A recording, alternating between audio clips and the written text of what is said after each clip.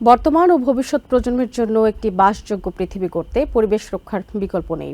আর এই পরিবেশ সুরক্ষা ও সচেতনতা বৃদ্ধির লক্ষ্যে নিউ ইয়র্কে অনুষ্ঠিত হয়েছে বাংলাদেশ এনভায়রনমেন্ট নেটওয়ার্ক বেন এর ২৮ বছর পূর্তি উৎসব। সেখানে পরিবেশ রক্ষার গুরুত্বের পাশাপাশি এতে অবদান রাখার জন্য সম্মাননা দেওয়া হয়।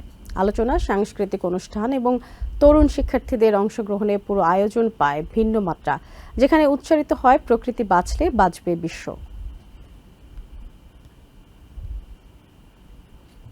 এই মুহূর্তে আমাদের সমস্ত মানব জাতির সামনে যে পরিবেশ বিপর্যয়কে রোধ করার জন্য সব যে আন্দোলন করা, সেটা সবচেয়ে গুরুত্বপূর্ণ ইস্যু।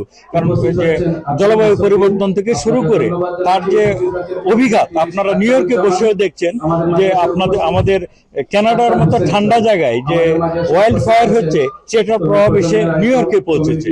টেক্সাসে ব্যাপক বন্যা হচ্ছে, বাংলাদেশের সমস্ত দেশে উপকূলীয় অঞ্চলে, তারপর চট্টগ্রামে, পার্বত্য চট্টগ্রামে, ঢাকাতে বন্যা হচ্ছে। কারণ এটার সাথে অনেক কিছু জড়িত, মানুষের স্বাস্থ্য, মানুষের মনের মানে চিত্ত বিকাশের সুযোগ, তাই না? কাজে এই সমস্ত তো পরিবেশ ভালো না থাকলে তো এগুলো সম্ভব নয়।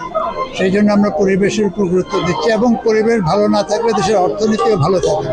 যার দরকার সে নদী দখল করছে, যার কি দরকার ইন্ডাস্ট্রির এখানে সেখানে ময়লা আবর্জনা ফেলে যাচ্ছে। তো এই জিনিসটার এটা গভর্নমেন্টের পলিসির ব্যাপারে যেমন হাতে কলম মানে কিসে কাগজে কলমে লেখা আছে। নিউ ইয়র্ক থেকে সম্প্রচারিত TVN 24 টেলিভিশন বিশ্বজুড়ে বাঙালির কণ্ঠস্বর।